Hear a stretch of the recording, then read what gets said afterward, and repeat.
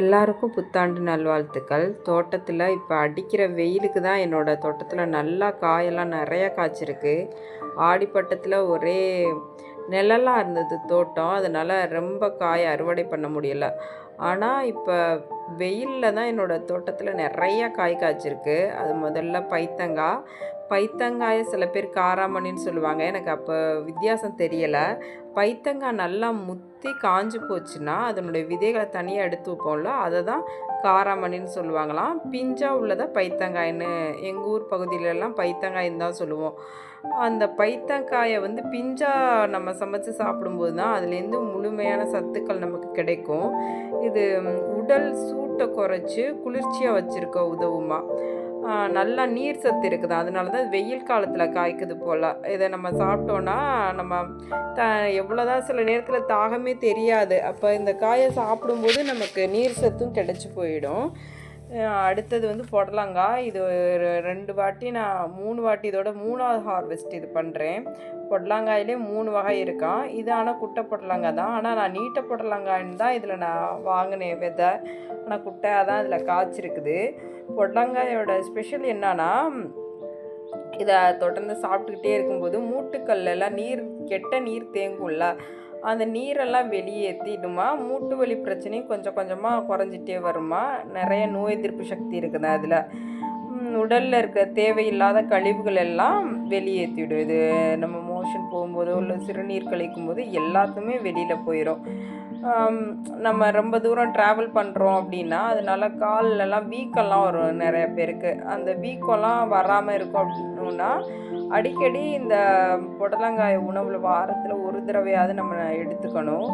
அவ்வளோ உடம்புக்கு நல்லது. இது முத்தலான சில காயெல்லாம் முத்தலானால் சாப்பிடக்கூடாது, அது உடம்புல கெடுதல் பண்ணும். ஆனால் புடலங்காய் மட்டும் முத்தலானாலும் நம்ம எடுத்துக்கலாம். இது ஒரு வெள்ளரிக்காய் மாதிரி தான் இருக்கும். நான் பச்சையாக கூட தான் சாப்பிட்ருக்கேன். கட் பண்ணி அதில் உப்பு பெப்பர்லாம் போட்டு குலுக்கி சாப்பிடும்போதும் நல்லாயிருக்கும். அடுத்தது சுண்டைக்காய். இதுக்கெல்லாம் நான் ஒன்றும் ஸ்பெஷலாக ஒன்றுமே பண்ணுறதில்ல, தண்ணி மட்டும்தான். அதுவும் சுண்டைக்காய்க்கெல்லாம் நான் தண்ணியே ஊற்றுறதே இல்லைன்னு கூட சொல்லலாம். அவ்வளோ சுண்டைக்காய் காய்ச்சிருக்கு. இது வயிற்றில் பூச்சி இருக்குது அப்படின்னா அந்த பூச்சியெல்லாம் வெளியேற்றுறதுக்கு சின்ன குழந்தைங்களுக்கு நம்ம மருந்து அடிக்கடி கொடுக்க தேவையில்லை. இந்த சுண்டைக்காயவே வாரத்தில் 2 நாள் கொடுக்கும்போது அந்த பூச்சியெல்லாம் மோஷனோடே வந்துடும். இதில் கசப்பு சத்து இருக்குது, ஆனால் கசக்கிறதே நமக்கு தெரியாது. சுண்டைக்காயும் மோஸ்ட்லி நிறைய பேருக்கு பிடிக்குன்னு தான் நினைக்கிறேன். எனக்கு ரொம்ப பிடிக்கும். இந்த சுண்டைக்காய் முருங்கைக்காலாம் போட்டு சாம்பாரோ இல்லை புளிக்குழம்பு வைக்கும்போது வீட்டில் குழந்தைங்களும் நல்லா சாப்பிடுவாங்க. இது கடையில் வாங்கி சமைக்கும்போது முத்தலாக இருக்கும். நம்ம வீட்டிலே இருந்ததுன்னா பறித்து சமைக்கும்போது நல்லா பிஞ்சாக இருக்கும். இன்றைக்கி சமைக்கிறோன்னா இன்றைக்கி காலையிலே கூட பறித்து அப்போ சமைச்சிக்கலாம். அது ரொம்ப டேஸ்ட்டாக இருக்கும். அது மாதிரி சுண்டைக்காய்லாம். சுண்டைக்காயை ரொம்ப ஈஸியாக வளர்க்கலாம். எந்த வித கஷ்டமுமே நம்ம பட தேவையில்லை. அதுக்கு வெயில் மட்டும்தான். இப்போ எங்கள் தோட்டத்தில் வெயில் நல்லா அடிக்குது. அதனால் இப்போ காயெல்லாம் நல்லா காய்ச்சிட்ருக்குது. நான் மட்டும் இல்லாமல் என்னோடய அம்மாவும் அப்பப்போ பறிச்சிருவாங்க. நிறைய ஹார்வெஸ்ட் எடுத்துட்டோம். அதெல்லாம் வீடியோவாக கூட போடலை. அடுத்தது சங்குப்பூ, அடுக்கு சங்குப்பூ. பார்க்குறதுக்கே ரோஜா பூ மாதிரி அவ்வளோ அடுக்காக இருக்குது. அடுக்காக இருக்குது அதோட பெட்டல்ஸ். கொஞ்சம் டீ போடுறதுக்காக அதுவும் கொஞ்சம் பறிச்சுக்கிட்டாச்சு. இதை போய் பார்க்கும்போதே ரொம்ப சந்தோஷமாக இருக்கும், இந்த சங்குப்பூவை பார்க்கும்போதே. அப்புறம் இந்த சைடு கனகாம்பரம் பூவெல்லாம் இருக்குது. நாங்கள் பறிக்கிறதே இல்லாத, ஆனால் பறித்தாதான் நிறைய பூக்கள் வரும்னு சொல்லுவாங்க. செடியில் இருக்கிறத பார்க்கும்போதே ரொம்ப சந்தோஷமாக இருக்கும். இது எல்லாமே வெயிலில் தான் நல்லா பூக்குது, காய்க்குது. அடுத்தது அவரைக்காய். இது ஆடிப்பட்டத்தில் போட்டது. இது கொடி அவரைக்காய் இல்லை, அது செடி அவரைக்காய் தான். இருந்து கொடி மேலெல்லாம் அப்படியே படர்ந்து காய்ச்சிக்கிட்டு இருக்குது கொஞ்சம் கொஞ்சமாக. அது கோவக்காய்க்காக போட்ட கொடி. ஆனால் இதில் இப்போ இந்த அவரைக்காய் தான் படர்ந்து காய்ச்சிட்ருக்குது. கோழி அவரை தான் அது. அவ்வளோ காய் எங்களால் சமைக்கவே முடியலை, அந்த அளவுக்கு காய்ச்சிக்கிட்டு இருக்குது. இதே அடிக்கடி டெய்லி சமைக்க வேணாம் அப்படின்னு சொல்கிற அளவுக்கு காய்க்குது. அப்போவுமே இது எங்கள் வீட்டில் டெய்லியுமே குழம்பு வைக்கும்போது இதுலேருந்து ஒரு 4 காயாவது, ஒரு 5-6 காயாவது, ஒரு கைப்பிடி அளவாவது பறித்து கொண்டே போட்டுருவேன். இதுவும் உடம்புக்கு அவ்வளோ நல்லது.